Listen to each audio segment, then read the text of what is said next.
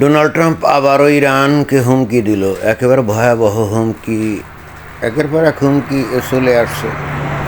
কিন্তু Donald Trump একটা জায়গায় মনে হয় ভুল করছে, সেটা হলো যে অস্ত্রঘাতী দিয়ে কোনো আইডিওলজিক্যাল আর্মি অর্থাৎ আইআরজিসি এখন তো ওই যে ইরানে যারা নাকি ওই মিজাইল মারে, হরমুজ প্রণালী আটকায় রাখছে, তারপরে ওই যে কুয়েত, কাতার, আবুধাবি, দুবাই, তারপরে ইসরায়েল, তারপরে সৌদি আরবে ওই যে মিজাইল মারে, এরা তো আইআরজিসির ভিন্ন ভিন্ন ছোটো ছোটো গ্রুপ। ওদের কেন্দ্রীয় কোনো কমান্ড আছে বলেও মনে হয় না।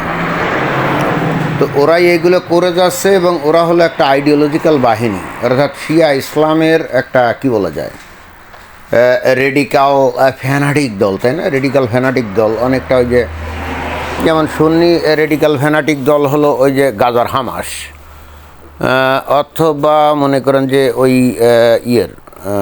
আফগানিস্তানে যে আছে তালেবান আছে তারা।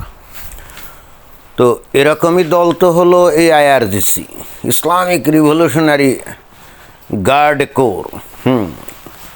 নামটাও কিন্তু তাই। এবং এইটা তৈরি করেছিল আয়াতুল্লাহ রুহুল্লাহ খোমেনি যখন ওই যে ইসলামী বিপ্লব করে 1979 সালে, করার পর সে এটাই গঠন করে। এবং ইন্টারেস্টিং ব্যাপার হলো ইরানের শাসন ব্যবস্থা কিন্তু খুবই পিকুলিয়ার, সমস্ত ক্ষমতা কিন্তু ওই যে ধর্মীয় নেতার হাতে, যে নাকি জনগণ কর্তৃক নির্বাচিত না। আর জনগণ কর্তৃক নির্বাচিত যে প্রেসিডেন্ট, তার হাতে শুধুমাত্র যে সরকারের দৈনন্দিন কর্মকাণ্ড পরিচালনা করা, রাষ্ট্রীয় কোনো গুরুত্বপূর্ণ সিদ্ধান্ত নেওয়ার ক্ষমতা কিন্তু তার নাই। এখন যদি ইরান মনে করে যে তারা আমেরিকার সাথে একটা চুক্তি করবে, তাহলে এই ক্ষমতা কিন্তু ওই যে মাসুদ পেজেশকিয়ান মানে প্রেসিডেন্টের হাতে না। And this is the problem. আর ওখানে যে আইআরজিসি যে কেন্দ্রীয় কমান্ড এগুলোর তো মেরে কেটে সাফা করে ফেলছে, তাই না? এখন ওখানে তো কোনো নেতৃত্ব নেই, যে যার মতো করে মিজাইল মেরে দিচ্ছে এখন। তাহলে ইরানের ভাগ্য কিন্তু একেবারে ধ্বংস ছাড়া আর কিছুই না। ওই ইরান যদি মনে করে থাকে যে ওই আমেরিকার 2-4টা বিমান টিমান গুলি দিয়ে ফেলে দিচ্ছে এবং পড়ে যাচ্ছে, তাতে করে ওরা ওই যুদ্ধের অনভঙ্গ দিয়ে ওখান থেকে কেটে পড়বে, জিনিসটা অত্যন্ত ভুল একটা চিন্তাভাবনা হয়তো করে থাকতে পারে। বাট ডোনাল্ড ট্রাম্প কিন্তু ওই ভেগে যাওয়ার পাত্র না, এবং অলরেডি আবারও এই যে হুমকি দিয়েছে। হুমকিটা কি? তার ট্রুথ সোশ্যালে একটা স্ট্যাটাস দিয়ে আবারও হুমকি দিয়েছে। সেটা কি? Remember when I gave Iran 10 days to make a deal or open up the Hormuz Strait? Time is running out. 48 hours before all hell will rain down on them. Glory be to God, President Donald J. Trump. তার মানে 10 দিন আগে সময় দিয়েছিল, আমাদের মনে আছে। আর প্রথমে দিয়েছিল 5 দিন, তারপর ওইটা বাড়িয়ে করছিল 10 দিন, যে এর মধ্যে হয় একটা ডিল করো অথবা হরমুজ প্রণালী এটাকে খুলে দাও। তো এখন বলছে যে টাইম ইজ রানিং আউট, সময় দ্রুত চলে যাচ্ছে। তো 8 দিন মনে হয় পার হয়েছে, সেই জন্য বলছে যে 48 hours before all hell will rain down on them. মানে তার মানে আর মাত্র 48 ঘন্টা আছে। এটা পার হলে, এরপরেও যদি ওরা হরমুজ প্রণালী খুলে না দেয় বা কোনো ডিল না করে, দেন একেবারে নরকের অগ্নি, জাহান্নামের আগুন তাদের উপরে পতিত হবে। এবং অবশেষে ডোনাল্ড ট্রাম্প আবার ওই কী বলছে, গ্লোরি বি টু গড, সমস্ত প্রশংসা ঈশ্বরের, তাই না? গড। তো এই ঈশ্বর তো কোনোভাবে কোরআনের আল্লাহ না, তাই না? এখানেই সমস্যা। ডোনাল্ড ট্রাম্প সেও কিন্তু ঈশ্বরের গ্লোরিফিকেশন করছে, ঈশ্বরকে প্রশংসা করছে, কিন্তু সেই ঈশ্বর তো হলো যে বাইবেলের ঈশ্বর, রাইট? ওই যে ইয়াওয়ে, এবং যার মানবরূপ হলো ওই যে যীশু খ্রিস্ট। আর এই ইরানের আইআরজিসি তারা glory to be Allah, glory be to Allah. হ্যাঁ, ইরানের আইআরজিসি যদি লিখতো তাহলে বলতো যে গ্লোরি বি টু আল্লাহ, অর্থাৎ সমস্ত প্রশংসা আল্লাহ। এখন এই ডোনাল্ড ট্রাম্প সে তো ওই যে কোরআনের আল্লাহতে বিশ্বাস করে না, এবং কোনো খ্রিশ্চান বা ইহুদি তারা কিন্তু কোরআনের আল্লাহতে বিশ্বাস করে না। তারা মনে করে যে কোরআনের আল্লাহ একটা প্যাগান গড। ওই যে কুরাইশা যাকে আল্লাহ বলে ডাকতো, যেটা নাকি ওদের ওই যে ওই কাবা ঘরের মধ্যে অনেকগুলো দেবদেবীর মূর্তি ছিল না, লাত, মানাত, উজ্জা, হুবাল।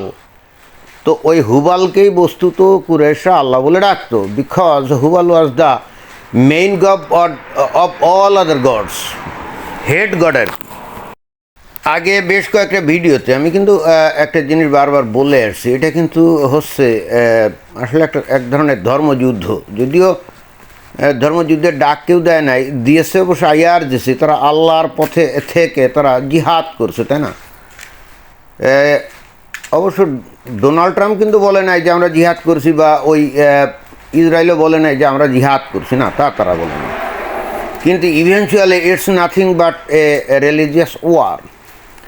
এবং এই রিলিজিয়াস ওয়ারের দুই পক্ষে দুইজন ঈশ্বর, এক পক্ষে হলো ইয়াওয়ে, এক পক্ষে হলো ইয়াওয়ে, ওই ইহুদি এবং খ্রিস্টানদের পক্ষে হলো ইয়াওয়ে, আর IRGC ইরানের পক্ষে হলো Allah. Now the question is who will be victorious, who will win over this struggle আর ওয়ার? ইয়াওয়ে জিতবে নাকি আল্লাহ জিতবে? আমাদেরকে আরও কয়েকদিন অপেক্ষা করতে হবে, তাই না? তো ডোনাল্ড ট্রাম্প তো 10 দিন সময় দিয়েছিল, তার 8 দিন অলরেডি গন, এখন আর 2 দিন আছে, অর্থাৎ 48 ঘন্টা আছে। এখন চরমপত্র দিল ইরানকে যে এর মধ্যে ডিল করো আর না হলে মরো, অথবা হরমুজ প্রণালী ছেড়ে দাও, আর যদি সেটা না করো তাহলে তোমাদের ওপরে আমরা একেবারে, তোমরা ওই মরে গেলে যদি জাহান্নামী হও, মানে যারা নাকি মুনাফেক, মুরতাদ, তাদের শাস্তি কি মরে যাওয়ার পরে জাহান্নামে আগুনে পুড়বে, তাই না? তো এখন ডোনাল্ড ট্রাম্প মনে হয় যে সেই প্ল্যানই করছে। অন্তত ওই যে সুন্নি মুসলিমরা তো মনে করে যে ইরানের এই শিয়ারা হলো কি ইহুদিনা, ওই কাফের, মুনাফেক। তো সুন্নি ইসলাম মতবাদ অনুযায়ী এই যাবতীয় শিয়া এরা কিন্তু সব জাহান্নামে যাবে এবং সেখানে আগুনে তারা পুড়বে। তো এখন এই সুন্নিদের পক্ষ হয়ে ডোনাল্ড ট্রাম্প কি তাদেরকে এখনই সেই জাহান্নামের আগুনে শাস্তি দিতে চাচ্ছে কিনা কে জানে।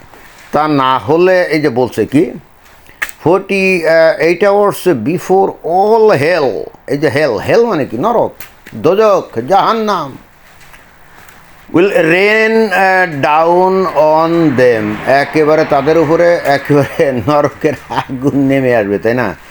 জাহান্নামের আগুন নেমে আসবে। তাহলে এতে করে তো সুন্নিরা এইবার বলতে পারে যে তাহলে তো তাদের আল্লাহই রাইট এবং তাদের ইসলামটাই রাইট, কারণ মরে গিয়ে ওই যে কিয়ামতের মাঠে বিচার আসার পর্যন্ত যাওয়া লাগছে না, তার আগেই তাদের উপরে জাহান্নামের আগুন খেলা করবে, তাই না?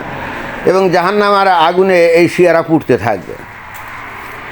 তো যাই হোক, এই সমস্ত জাহান্নামের আগুন এখানে জ্বালাতে গেলে অনেক বোমা, অনেক মিসাইল এখানে মারা হবে, অনেক বিমান এখানে ওড়াউড়ি করবে, তাই না? দূর থেকে মিসাইল মারবে, এগুলোর আবার ভিডিও হবে, আমরা নিরাপদ জায়গায় বসে এগুলো দেখব।